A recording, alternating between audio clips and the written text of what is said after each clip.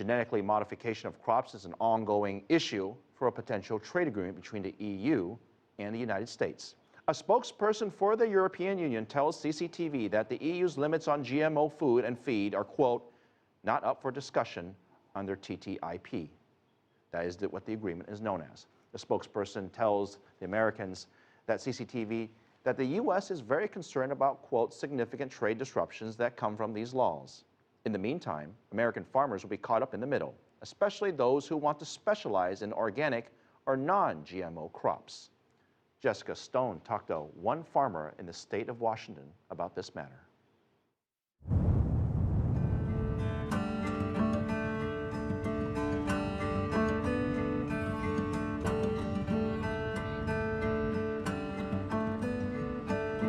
Well, this will grow a little bit more, but then it will go into dormant. When Joe Pila decided to grow alfalfa in Washington State's Columbia River Valley, he was planting for his family's future. The goal for me is to sell my alfalfa export because you can get a little bit better money, and it's actually not, I don't like to use the word easier, but I know what they look for in regards to quality. Alfalfa hay for export earns more when it's not genetically modified.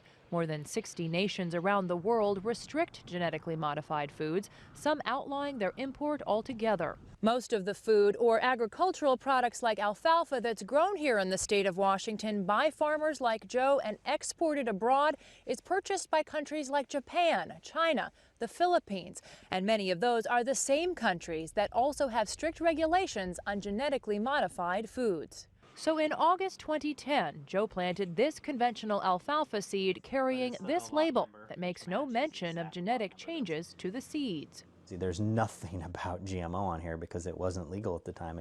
There's no reason for it to be there. Test the seed myself. It gave him confidence to sign this contract with an exporter, promising his crop must not be genetically modified. It's right in the contract. Joe sold his crop to an exporter and thought nothing of it, until 3 years later when he got a call from a new exporter trying to sell his alfalfa on the international market. We spoke to him in November. My new partnership exporter called me up. This year? This year, just in August, and said, hey, do you grow Roundup Ready hay? And I was like, no, I don't grow Roundup Ready hay. Roundup Ready hay. It's alfalfa that has been genetically modified to make it herbicide resistant, so a farmer can indiscriminately apply weed-killing chemicals without harming the alfalfa. The U.S. government initially approved genetically modified alfalfa in 2005. It was then held up in court in 2007, ultimately being reapproved in January 2011. Remember, Joe planted his seeds 5 months before that. I tested the dry hay, and it came back positive. Tested positive for genetic modification. For Joe Pila, those tests meant an automatic reduction in what his crop could earn. Genetically modified hay, he says, sells for $25 to $45 less per ton than non-genetically modified hay. Well, I know I lost money. It's just the problem is that I'm lucky that I sold the hay because that's the food on our table. That's what pays for our loans. This is a gala apple. Jim Baird says many neighboring farmers like him grew concerned that Joe's crop could cross-contaminate their crops. The first reaction was shock and astonishment that GMO contaminated seed had been found around this area. And of course, the bulk of my farming is in organics. So any kind of cross-contamination with an organic field would nullify my organic certification status. So that was a little bit concerning for me. So Joe Pila asked the U.S. Department of Agriculture to investigate. It has declined, saying that the department knew that conventional alfalfa seed had low levels of the genetic modification trait. CCTV was unable to determine how or if the USDA informed farmers. So who's going to eat this when you sell it? Cows, horses, camels. It just depends on who the buyer is. This alfalfa I planted in early September. The whole episode has forced Joe Pila to pay for testing before every cutting, trying to make sure that there's no genetic modifications to his new alfalfa stand. He says he's learned the hard way that American farmers are on their own when it comes to meeting international standards for food imports. You can see it's very controversial. For more on this, Jessica Stone joins me here. And There's implications to the trade stuff we talked about earlier, Absolutely. and also this. Why is this such a big deal?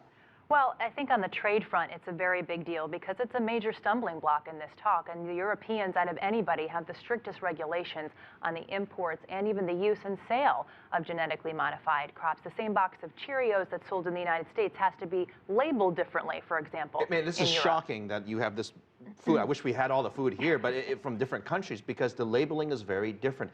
You've been doing this for a couple of days, and I know you're going to have much more on this throughout the next couple of weeks. But in your experiences, you've been watching this.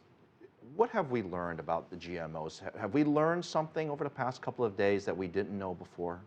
Well, I think I've certainly learned a lot, and I hope our viewers have too. There's so many pieces of this, right? There's the consumers who may or may not want to know what they eat, may or may not want to spend what it takes to have an organic product in their home. Then there's the farmers who, many of whom are small farmers, you tend to hear from them that they want more control over what they're planting, what they're selling. The market, though, and proponents of GMO food would say, hey, this is what's feeding the world. This is what's going to help China, for example, which is fine, but if that's the case, why don't we just tell the truth? Why don't we just put the label on the food? What is the pushback from doing that? Major pushback because they say it will demonize the product, that people won't buy it. I don't happen to think that's going to be the case in the United States because I think the U.S. food consumer buys on price, not necessarily on quality. I think that's what we see when we talk even anecdotally to our colleagues, and many Americans can't afford organic products. Last year, there was a ballot measure in Washington State about basically putting GMO labeling on the foods. That failed, but look, eventually one of the states, one of the areas is going to say yes to it, and eventually we are probably going to get there anyways. Why not just go ahead and do it? I mean, why doesn't the industry realize that ultimately that's going to go in that direction? Well, the argument that they continue to make is that it's going to be more expensive, something that we don't know is actually the case since they're already doing this type of labeling in other countries. And I think going back to this demonization argument, they really believe that some people may be scared that genetic modification means something that's bad for you, and that it indicates that there's something different about that product than other. There's a lot of types of genetic modification. What I hear from the scientific community is, hey, look, there's no proof that this is bad for you, and B, there's all kinds of genetic modification. This just happens to be putting DNA in the product as opposed to other types of genetic modification. There's a lot of us who eat a lot of food, some bad, some good. And I want to ask you a very serious question about, after all this research you've done, do you feel more comfortable eating the foods that you eat, or are you more careful of what you buy? I have learned so much about how to read labels and how to make that decision. I think, I have already changed eating habits since I was 14. I've been a vegetarian, then became a pescatarian. So I'm somebody who's already watching those things. I think one thing I've been much more careful about is processed foods, because there are a lot of genetic modifications and we just don't know. I mean, nothing's happened to me. We don't know it's bad, we just don't know. Yeah. That's the issue. So Jessica it's something to Stone, watch. wonderful piece. Thank you for coming on the set and sharing with us what we all need to know about our food, of course.